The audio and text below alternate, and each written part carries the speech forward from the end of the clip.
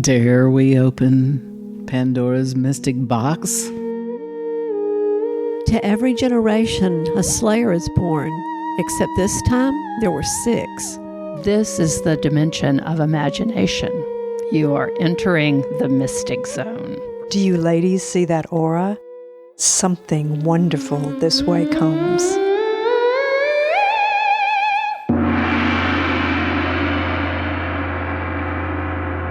Welcome to the Mystic Order podcast. We are the Mystic Order of East Alabama fiction writers. I am Mystic Joanne, the Mystic Defender. And I'm Mary, the Nebulous Mystic. And I'm Katie, the Mystic Oracle. And I'm the Queen, Gail. And I'm Margie, the Illuminator Mystic. I'm Marian, the Mystic Dog Whisperer. Today, we're going to talk about something that not only fascinates the public at large, but has fascinated writers from time immemorial, and that is crime. High crime. Ooh. Crimes and misdemeanors and felonies and justice. Although I am called the Mystic Defender, I have been told that I have not defended all the mystics, but I have represented all the mystics, and I will let the mystics reveal how I have defended those that I have. No, we won't be doing that. Sorry.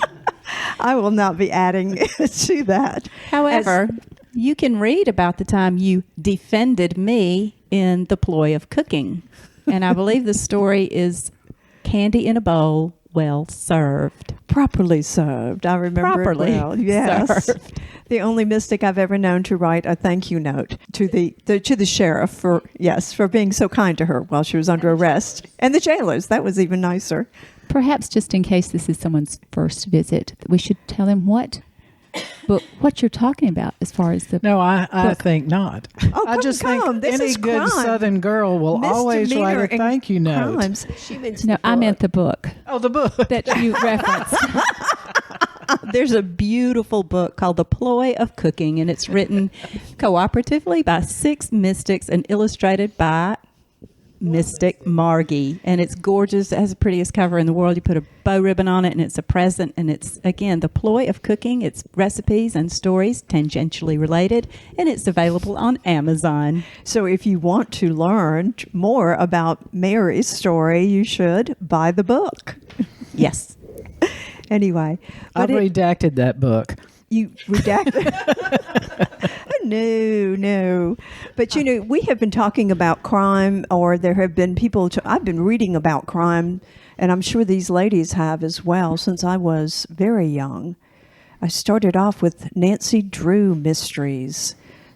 Nancy Drew was one of my favorites. I think everyone. Judy Bolton was my favorite. I forgot about Judy Bolton. Judy Bolton, I liked it. I read all Nancy Drews through 44. Well, I didn't learn to read till I was in college. But Judy Bolton so my reading was more mature than Nancy Drew.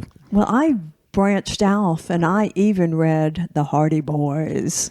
Wait. I read Nancy and the Hardy Boys, but tell me more about Judy Bolton. I've never even heard of her. Similar to Nancy Drew, except that Judy's more like a real girl who has self-confidence issues and doesn't have 2 friends that always let her be the major player, and she doesn't fit in well at the new school, but she too, like Nancy, solves mysteries. I just identified more with Judy Bolton than I did with Nancy Drew.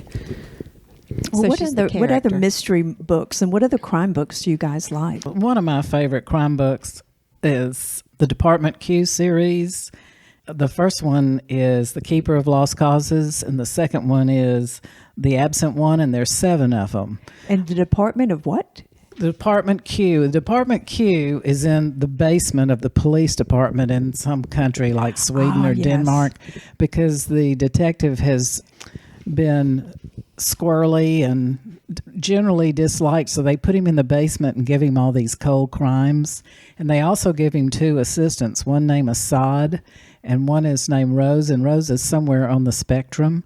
Very brilliant, but Assad is my favorite because I think he was the Muslim SEAL, and he speaks every language apparently, and so they'll be interviewing a suspect, and Carl, the grouchy detective, can't understand a word that's being said, and Assad breaks into French or German or whatever. So it's very interesting. You can also watch it. It's movies. You can watch it on Hulu.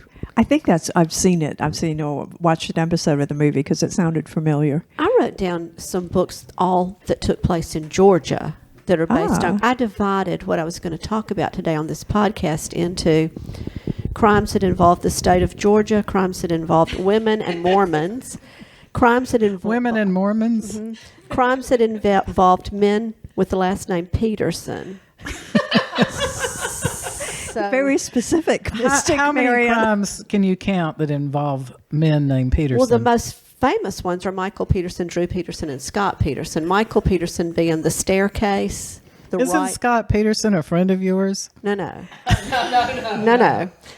So, but it was during the Scott Peterson trial that someone I did not know, a neighbor, left a note on my door and wanted to take me out on his boat. Ooh. Yeah. Was he going to murder you or Well, of course, ravish you? That's or where my mind went. And to murder or ravishing? murder. Well, I want to hear the categories, but was there a boat involved in Scott Peterson's crime? Yes, there was. Well, I want you to give the categories one more time for the simple-minded. The categories are crimes that took place in the state of Georgia, crimes that involve women and Mormons, and crimes that involve men with the last name Peterson. I'm very curious as to why you would group women with Mormons. Because there was some carryover. A lot of the crimes that involved Mormons involved women killing Mormons or Mormons killing women. The Jodi Arias trial, she was a woman who became a Mormon to get Travis Alexander. I don't know if there's any relation. I hope there's not. And then she became completely and totally obsessed with him and would do things like crawl in through the cat door, and he'd come home from a trip or work and find her asleep under his Christmas tree. Not one person has to worry about me crawling through the cat door. That is never going to happen. But she became Dog door, perhaps? She became a Mormon to get him, and then he booked a trip to Mexico with another woman, and that was a very. Did anybody watch that trial besides me? No, I Because don't recall it. She killed him by suggesting that they take lewd photographs of each other in his room, and once she got him vulnerable and naked, she pulled out a knife. But the thing is, she still had the camera, so she accidentally photographed her shoes and running pants because he was the naked one. And so then she threw the camera in the washing machine with the bloody clothes and thought she was destroying the evidence, but the crime lab was able to reconstruct the photos, and there are Jodi's shoes and Jodi's feet and Jodi's stripe on her running pants in all the blood. So tell us again what her name is. Jodi Arias. But I thought you said he went with another woman to Mexico. Hence the murder. I don't think he had left for Mexico yet. I mean, I think she either killed him before he was able to go or when he got back. I can't see. remember. But not in Mexico. No, because then she would have had to been extradited and all that stuff. This It was been in messy. his own home. She was a case. How long ago was this? Well, I still had cable. Before Let me see. you don't have cable now, Marian? Why not? Because they took court TV off and made it true TV. And as I was telling Joanne on the way over here, I don't care a flip about looking at monster vehicles, but I really did love real crime court cases. And Is that like BC and AC? Pardon? Like before cable and after cable? Oh, yeah. Not AC and DC. that's exactly BC like it. and AC. That's Leave it to exactly Katie to the way trash us it out is. early. Right. There we Just real early in the how I am. podcast. My BC is always before children. It's always those things you could do before children. If Rivers were here, he'd tell us in a heartbeat the date of the Jodi Arias. Oh, He I wouldn't would. worry We'll about ask Yeah. him later. Okay. Yeah. But what about the other Petersons? I'm fascinated. Well, the Petersons, Michael Peterson is the author, the crime author, North Carolina, I believe, whose wife was found dead at the foot of the staircase. I know Mary's familiar with this because we've had this conversation. Maybe Joe and I have. And he pushed her. Well, There's a movie on Netflix Oh yeah, I think I saw called it. The Staircase. I was convinced he pushed her until I watched The Staircase, and now there's a 50. But isn't that a movie? Well, it's supposed to be sort of a docu-movie. There's a 50-50 chance now. I mean, I could see I'd have a hard time. If you're Jody. getting your facts from movies, I hope you're not watching Disney movies. Well, I watched the trial Oh. before I watched the movie. I only watched the movie because I had been there for the trial. And of course, there's never anything falsified in a trial. So Right. that is exactly. Well, one of the defenses was that she had been killed by an owl attack. An Because owl? They found, Owl? Because they found. Maybe we had this conversation. Okay, because they found an owl feather in her hair. But as research was done, it was found that many years ago when he lived in Germany, another woman he had been somewhat involved with, although he claimed they were only friends, was found dead at the foot of a staircase. So that could have been circumstantial. That if could- I married that guy, I would demand to have a one-story house Yeah. Well, Without a basement. with no basement. well, all the children think he's innocent. Well, when I divided my thoughts on today's podcast into categories, I had Alabama murders in my mind. fascinating. And our the recent book by Casey Sepp called Furious Hours is about murders that happened in Alex City, Alabama. And the Reverend Maxwell was a minister, and he insured his loved ones and then murdered them for the insurance money. And Harper Lee came to Dadeville and sat through the trials there and never could write a book. She was probably attempting to do something like her friend Truman Capote had done. And am I right in remembering that the Reverend Maxwell was also the funeral director? No. No, just No. the preacher for their funerals. No, why you're thinking that was he was killed during a funeral of one of his victims. Somebody came up and shot him. And the same lawyer, Radney, represented everybody, the killer and the killee, And one. and won, and became friends with Harper Lee. Casey Sepp did what Harper Lee could not, and she put the facts together and wrote this book, Furious Hours, which is a brilliant book. I had always heard that Harper Lee had helped Truman Capote research. Yeah, well, she traveled with him. She Yeah, traveled and with in him. cold blood. So she Yeah. probably was aching to write her own. Well, Casey Sepp is a friend of Madison Jones III. That's how I found out about the book, is Madison posted on Facebook when his friend Casey Sepp's book came out. And that was the first I had heard of it. Well, she called everybody she could think of that might have anything to do with Harper Lee or the Reverend Maxwell. She called our friend Rita Grimsley Johnson because Harper Lee had written Rita. If you read this book, take note of the bibliography. I'm always talking about bibliographies, but it's an amazing book. And it's called Furious Hours, which is taken from Horseshoe Bend Battle, the Battle of Horseshoe Bend during the Furious Hours. Ah. And it's Casey Sepp. I have had the opportunity to practice with Mr. Radney, and he is a force to be reckoned with, especially in Well, he Tallapoosa. was a force to be reckoned. He was a force Yeah. to be reckoned with in Tallapoosa County. Very interesting man, an old school lawyer. You know, I've told this before, better than knowing the facts and better than knowing the law is knowing the judge. Yes, I think you just hit that hammer right on the nail. Well, Marian, what were some of your other Petersons? Well, there was Drew Peterson, the former policeman who allegedly killed 2 wives, one drowned in the bathtub. And, of course, Drew Peterson's family saying that there's nothing to prove that he killed her, but they were not getting along, and she ended up dead in the bathtub. And a lot of people think he killed her.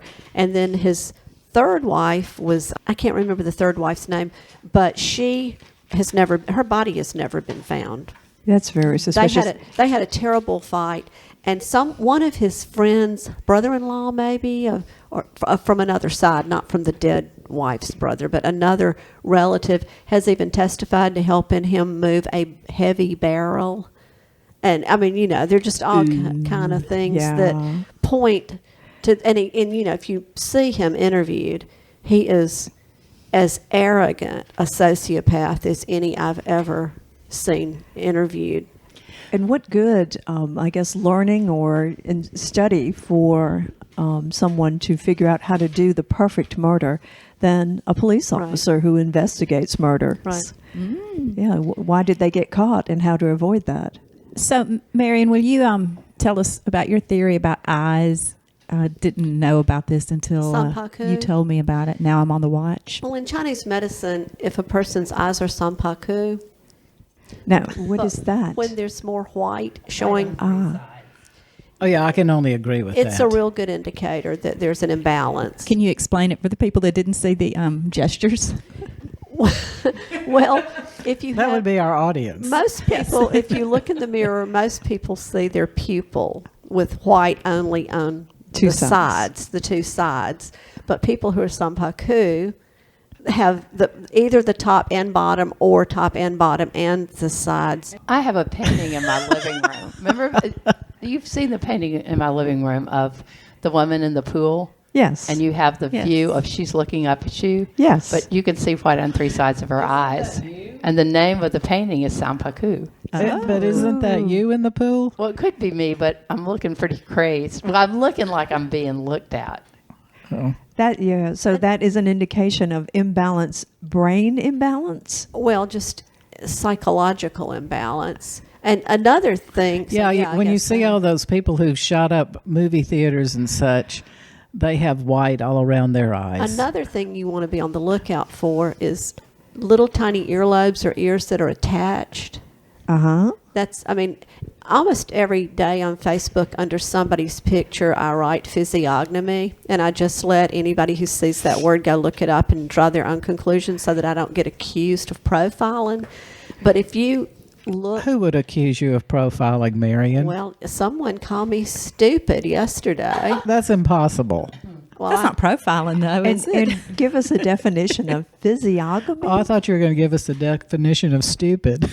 Physiognomy is the study of the facial features and the geography of the skull. It was a pseudoscience, I suppose, or a soft science in the 19th century. But the longer I live, the more it bears true. Well, all those old wives' tales had basis somewhere. So, And how many of those features does O.J. Simpson have? I know he's Sanpaku. What about his earlobes? If you want to talk earlobes, look at Mike Tyson. Oh. maybe that's why he Okay. went for the earlobe that time. Yeah, Well, didn't no. he have a thing about ears? But in Chinese medicine, the lobes are indicators of how much yin a person has in Chinese medicine. Everybody here is checking And I their was going to lobes. say, and listeners, yes, every mystic so probably is checking we their shouldn't lobes. pierce them. Right. Well, and people who are yin deficient tend to be more violent, and so you find a lot of violent offenders who hardly have any lobe. So an absence of yen by not having lobes, and then also an absence of yen when you have a tendency to violence. Right. Yes. If you're yang and yin are balanced, you don't tend to be violent. But when your yang overpowers your yin, you tend to be. Well, my other Alabama murder, Leaving China. leaving China and going back to Alabama, our favorite state, what happened right here in Auburn, Alabama. Yes. And it happened in 1967, where Eddie Sebo walked into a house, which was 2 blocks from my house, and viciously murdered 3 girls and shot their mother. And the intended victim escaped along with 1 sister. He was found guilty and given the death sentence. But in the early 1970s, the Supreme Court declared the death sentence cruel and unusual punishment. Unconstitutional. So, because they did not want to go through the pain of another trial, they agreed that this could be life in prison.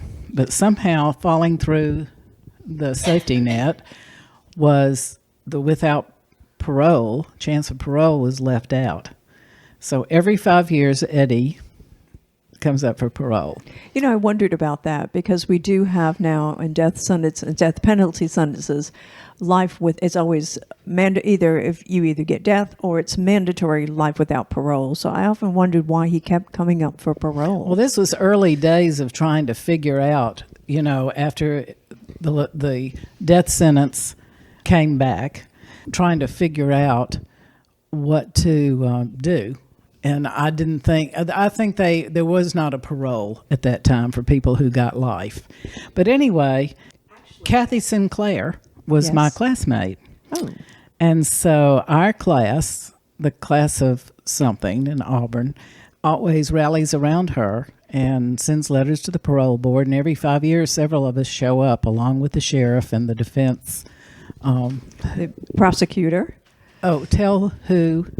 Kathy Sinclair. Kathy what is her Sin- role in this? She was the person who was he wanted to murder, and she escaped. She hid in a broom closet.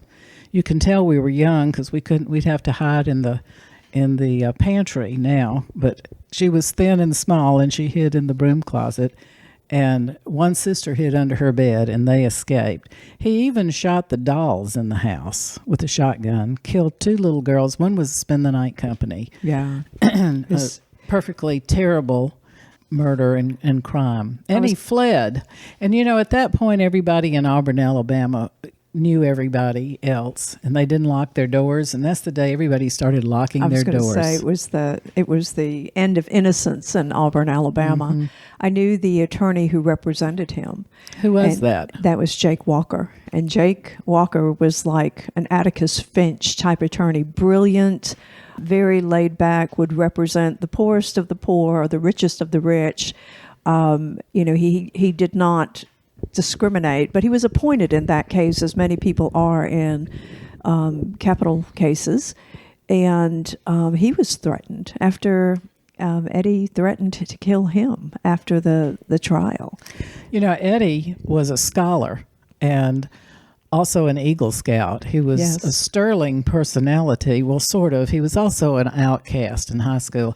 I'll never forget in science class, remember in science class those high desks that had a sink in them, and I don't Yes. know what one might do in science back in the early days, but he got up on that desk and sat on it and gave the bird calls of all the birds in Alabama. And of course, the cool girls laughed at him. So we caused him to be a criminal in some ways. I guess that's bullying, laughing at the bird calls of Alabama. I don't know, but I don't know. Just interesting you say life. Back in the day, back in the, I guess, 70s when I started getting interested in law, and then the 80s when I started practicing law, life meant 7 years.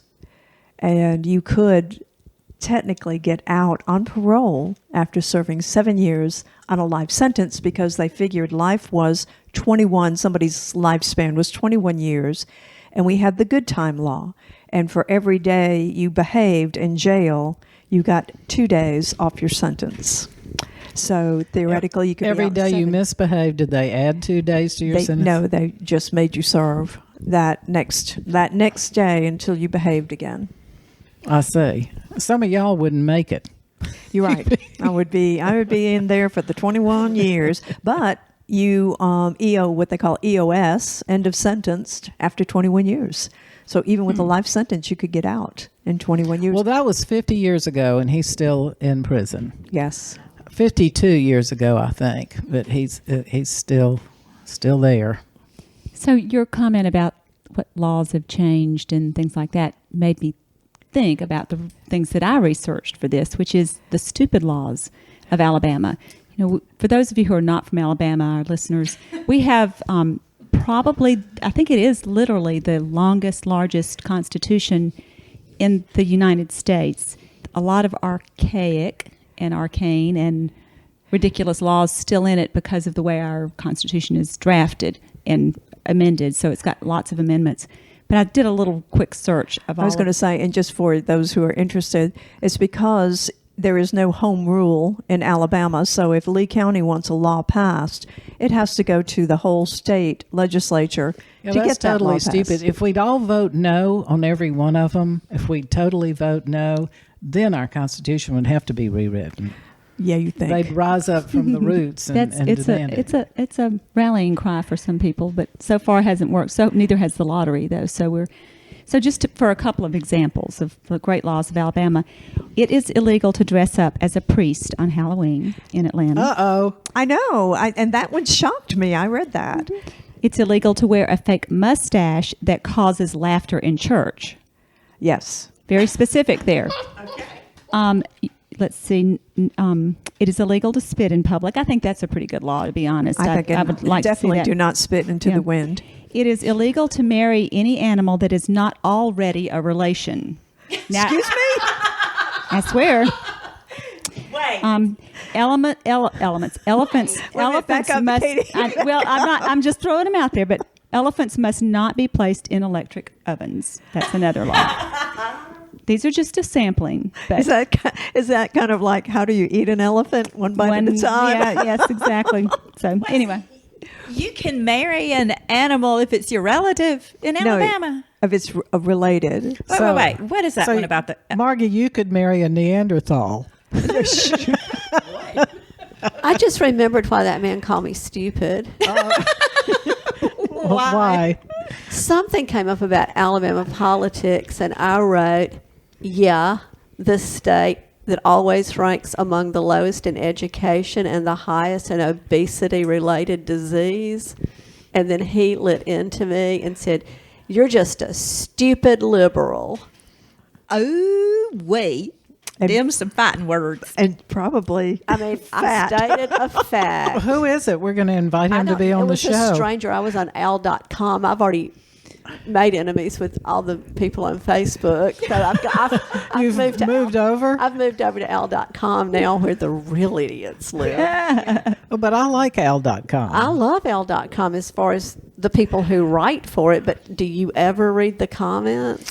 I have to admit, I do not. And obviously, though, a great area for writing fodder as well. Well, They sell a T-shirt, al.com, that says, don't read the comments. oh, everyone needs that T-shirt for almost anything.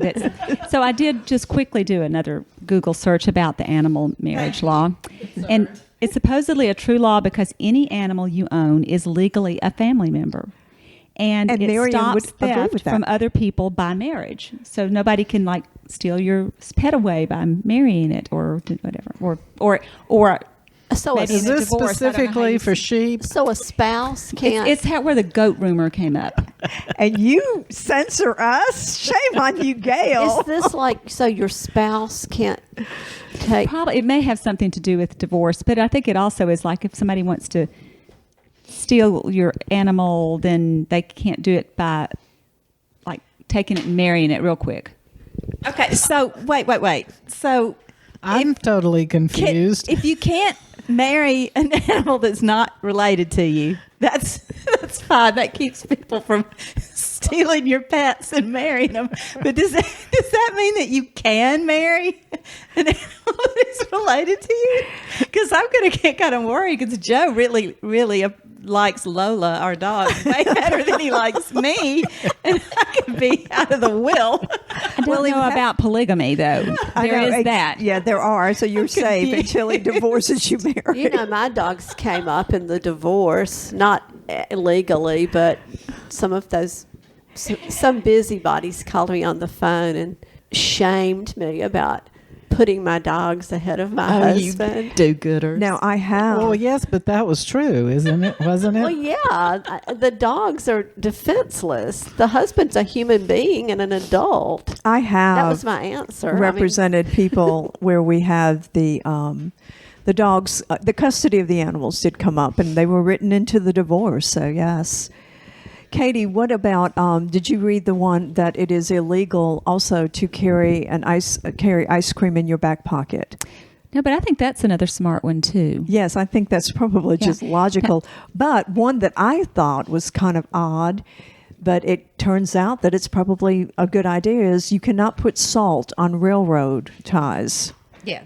And that was to keep animals from coming up on the tracks. I went rambling in my pocketbook last night and pulled out a rotted lemon from Fairhope. And that ice cream in the back pocket law, let me tell you, is a good law. Now, say that again. I went rambling in my pocketbook last night to find something, and I felt something wet and gushy, and I pulled it out, and it was where I had, you know how restaurants won't have lemon for your tea? They'll have little plastic packages of fake lemon juice. No. So I carry a Ziploc bag sometimes with lemon in it, and Oh, thank God. It was in the lemon. It was in the zip. It Oh, wasn't. no. No, the Ziploc bag had come undone. John David had brought home some lemons from Fairhope the last time he was down there, and so I had a half of lemon that I had taken with me, so that when I went to a restaurant, I'd have real lemon to put in my tea, and it had just, well, The reason I don't order lemon at a restaurant is they say it's one of the nastiest foods Yeah. in the restaurant, from people cutting it up and Uh-huh. it's sitting out and people handling it. and onion actually apparently attracts germs if the internet is telling the truth. Well, the internet is law. Well, always be careful. But I would clean out my purse more often, Marian. Just I think that's just a good idea. a kind suggestion. Now, wait a minute, Joanne. How often do you clean out your purse? Because I've seen your Or car. the trunk of your car. Yeah. Oh, wait, now we're getting personal. Yeah, we are. We are. So one other last one that's very specific to our county. In Lee County, it is illegal to sell peanuts after sundown on Wednesdays. On Wednesdays only. Yes. That's because that's Chamber of Commerce Day. And church has something to do with church, I bet. Do y'all remember when Or isn't that when all the stores used to be closed every on Wednesday store- afternoons? store was closed on Wednesday afternoon? and for there Chamber? still are some in Opelika that close on Wednesday. That's not a afternoons. bad idea. I don't think it's a bad And idea. you know, in many countries, but the one I visited the most, Germany, they close for a couple hours every afternoon. yes, Certainly. and Saturdays And Sundays. They And do in Italy Sundays, too. yes. Have a little siesta time. I think that's a good idea. I think it's Margie, wonderful. you've been very quiet about this legal thing. I know. I'm undercover. Okay. I just called you out. You're dressed in I'm black. I'm in You're witness protection. She's in the witness protection Margie program, is just Katie. a You didn't name. know that. Darn. Oh, sorry about that. Who? It's not a Margie way of who? life, it's a name. What was your name before it was Margie? Was it Margaret? Viva. Viva Benet. That is when I lived in France. But, you know, like, speaking of polygamy, Marian, you had some Mormon stuff. Yeah, I just wanted to hear it. I don't want to hear it. Some other Mormons. Oh, the Mormon. Was it the Josh Powell? He wasn't a polygamist, but Josh Powell married a pretty woman named Susan Powell. And of course, when I was watching this trial, the main thing that was going through my head is, what did she want with him? But she seemed, I think that about every commercial on TV. well, he just looked like a dimwit. And she was an attractive enough woman, and she went missing. And they had 2 little boys. And when the police were questioning, when her family started trying to find their daughter, and he kept saying she left, and they kept saying she'd never leave the 2 little boys. And the police questioned the 2 little boys, and they said, Mama's in the canyon, in the cave. And sure enough, he had taken these 2 little boys on a camping trip on the coldest night in Utah's history, out into the middle of somewhere. Yeah, I remember You that. remember this? And that very sad story ended up with him. Social services let him have unsupervised custody of those 2 little boys once a week or something like that. And he took them in a house and blew the house up and blew all 3, the 2 little boys and himself up. See, that is. And I didn't as your know how mama the would story say, that is ended. a That's- disgrace. Did they find and the a crime. body of the mama in a cave? I don't think they've ever found her mama yet, her body yet. And, Wow. and if you watch that trial, Josh, the daddy who allegedly did all this, his father was into porn and animal abuse. And there was a But not marriage. there was To a, animals. I mean. Right. I don't think he married animals.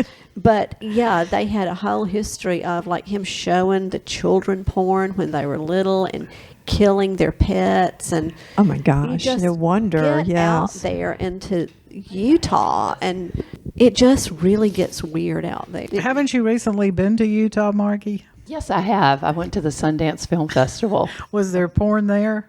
Oh, not really. I mean, I guess you know it when you see it. Is that what they say? You can't define it, but you know it when you see it. I didn't see any porn. I did see some great film. And maybe even some murder Yeah. films. Or Utah is mysteries. supposed to be gorgeous. Well, It's I've been to beautiful. Utah. What am I saying? Beautiful. Yes. I'd never been to Salt Lake City. I'd been south to the Four Corners, which is gorgeous too. But Salt Lake City is just magnificent, in Park City, where Sundance is. I really recommend it for everybody to go to Sundance. It's a really fabulous experience. And if you love film, Did you get to meet Jeremiah Johnson? I didn't, but I was looking out for him. And I didn't go Oh to my the ranch gosh, either. yes. But Robert Redford has been involved in it so long, and people that have been going forever would say, yeah, we remember when Robert Redford was just selling tickets out on the street, out in front of the Egyptian Theater. Oh, wow. You know, and it's like grown to this huge multimedia, extravaganza.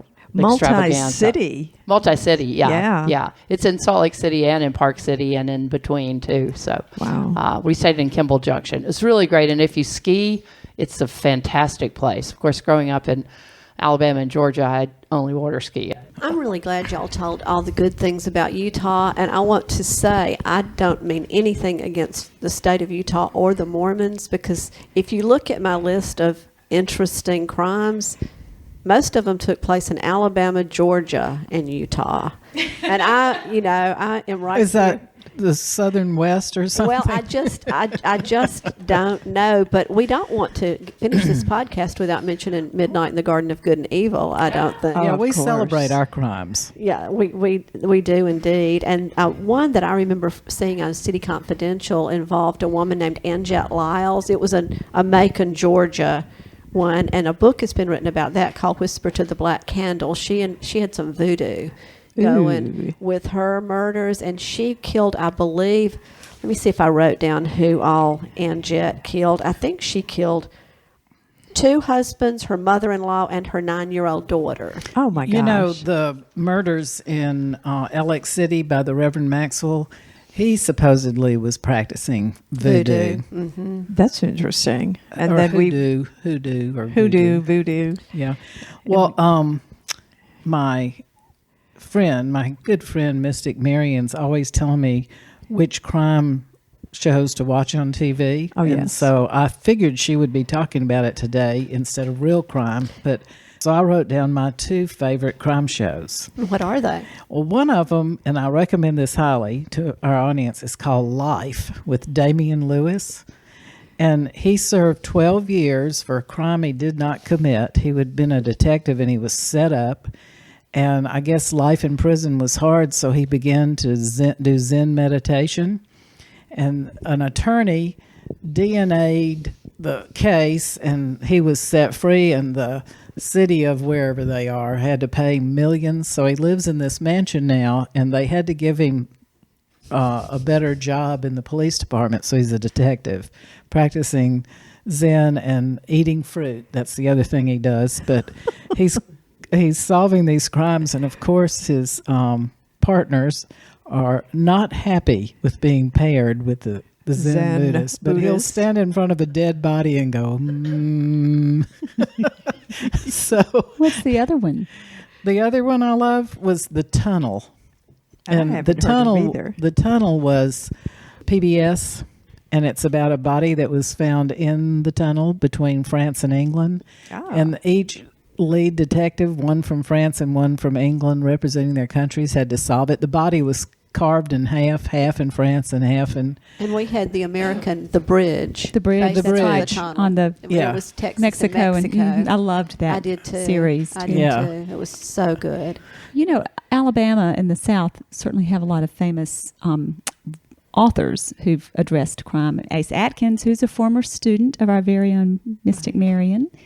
And then Tim Dorsey. Do you all know Tim Dorsey? He's an Auburn graduate who lives in Florida and writes these edgy, kooky kind of murder yeah. mysteries with Serge A. Storm, who's the anti-hero, psycho anti-hero. And then Ann George, who wrote all of those sister And Truman detective. Capote. She's in, Well, of course, Truman but Capote, Ann yeah. George lived in Birmingham, right? She did, but Alabama is what I was saying. Yeah, Oh, she yeah. was from Birmingham, yeah. But we have quite a list. Carolyn Haynes, who Yes, we does the do. Bones detective books.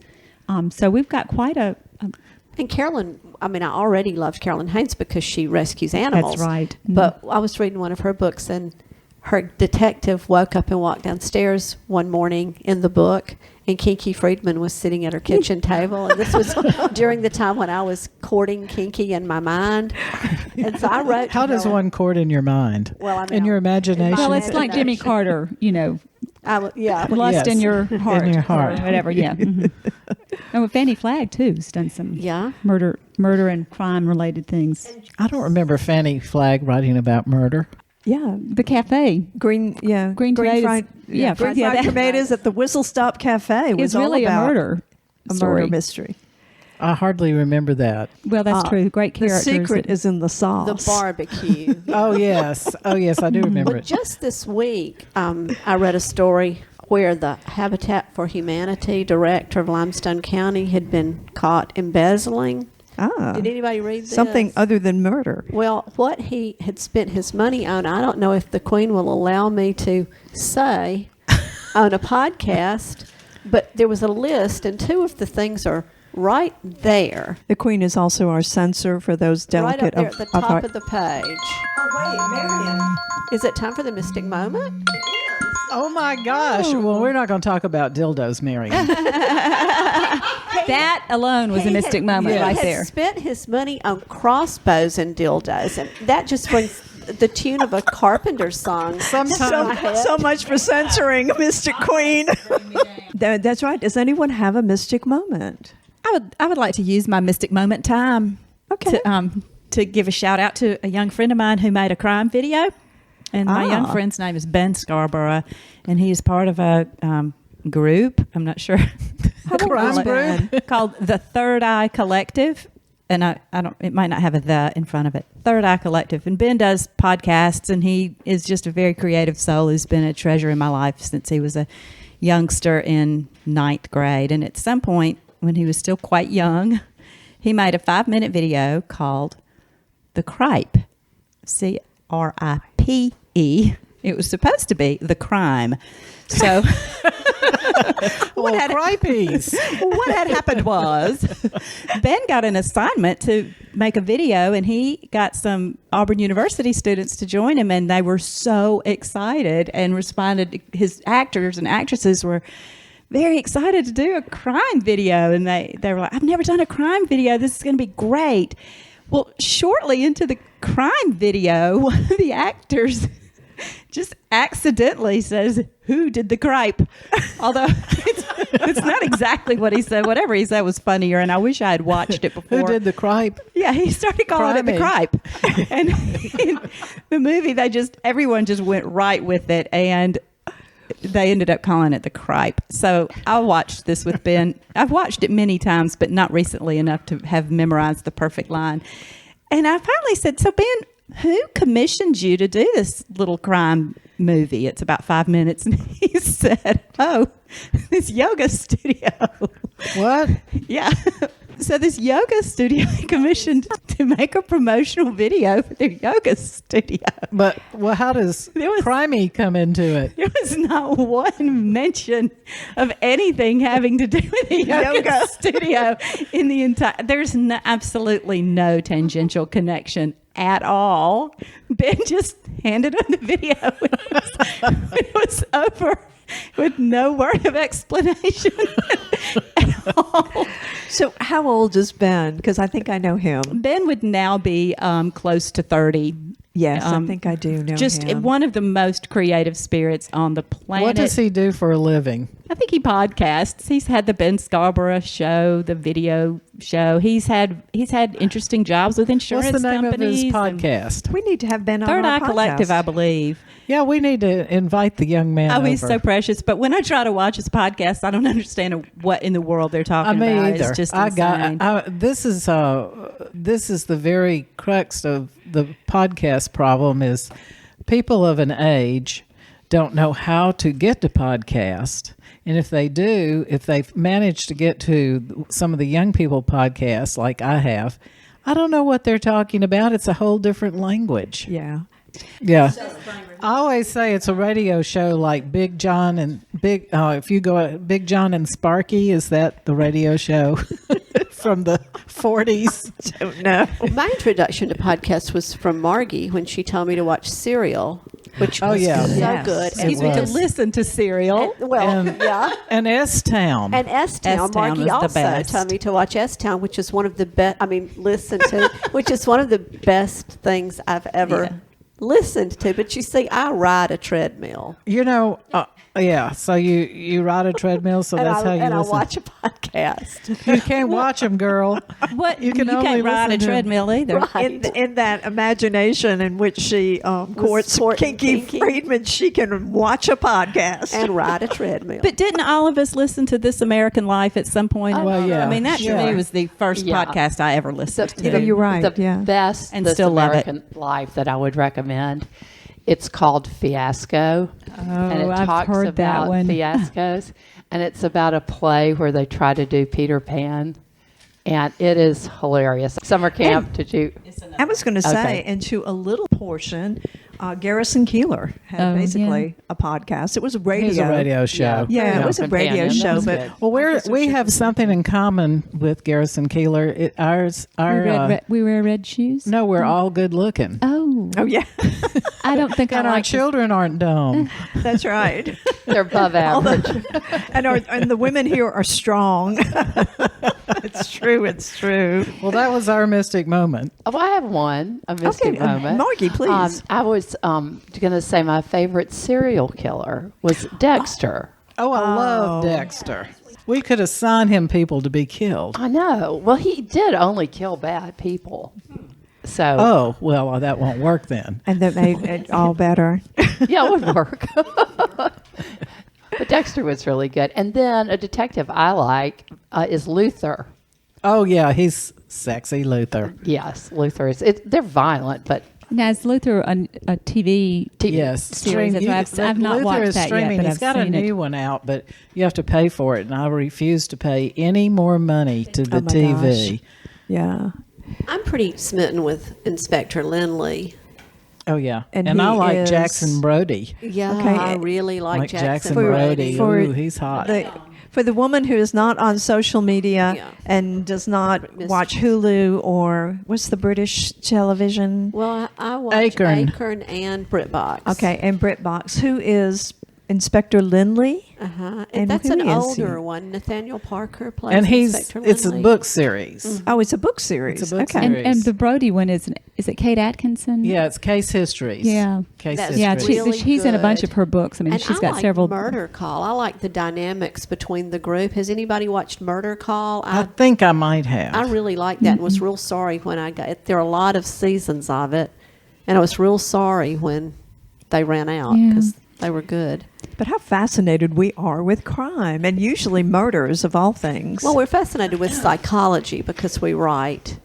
do we have Another mystic moment. Well, another mystic Joanne- moment? Yes.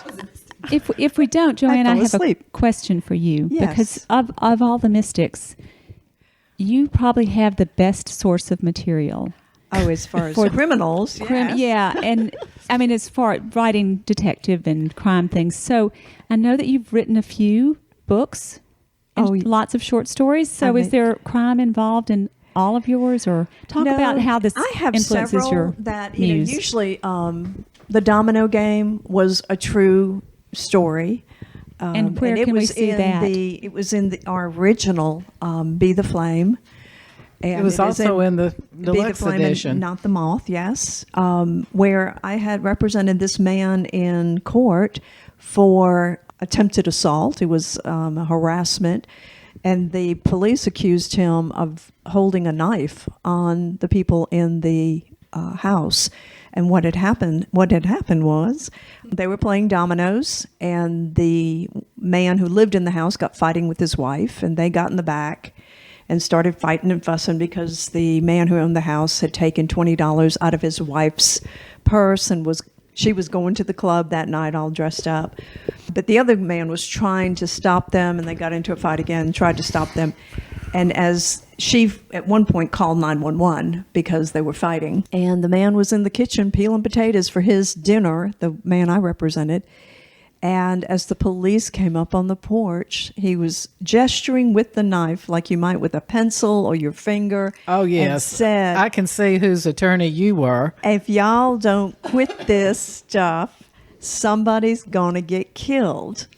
And that's when the police came up. Well, they came to court and testified that he had nothing to do with it, and that's how he was released. There was one thing that I did. We talked about a lot of bad law in Alabama or crazy law in Alabama, but Alabama was one of the first states, ladies, to hold that a woman's estate was her own. And if there was ever a divorce, she got her estate back. Not so with the men. Not so. She could grab as much of that estate as she wanted. Well, that sounds fair to me. It is fair. It is very fair. But Alabama, you know, people think of Alabama as somewhat of a backward place. But that has been on the law and the book since We're probably blowing their tiny minds. 18 something. We recognized it. Yeah, We don't call recognized it. Marian stupid out there. Because the thing about Marian is she will look you up. Well, Oh, the she thing about will. Marian is she knows the difference between there, and there. And the people calling me stupid don't. Speaking of looking up, whenever a telemarketer calls me, I go, I know where you live and I know where your children go to school. And you know, they don't keep calling me. I know, and that is called harassment, Gail. So be glad they don't know who you are. The telemarketer calling me. They deserve it. Every single syllable. Well, I think we're about winding down our time, ladies. So Katie, can you tell me where you can contact the Mystic Order of East Alabama fiction writers? There are so many ways because we are everywhere and we are of the world, of the universe. But to be more specific, you can find us on Facebook at facebook.com/Mystic Order of East Alabama. You can also find us on Twitter at the Mystics with an S pod, and on youtube.com/the Mystics pod. And both of those, again, have Mystics with an S. You can even email us the old-fashioned way, themysticpod@gmail.com, or you can contact us directly with to schedule meetings and things like that. If you'd like for us to come read to your group, or defend you in court, or do all kinds of things, we are volunteering.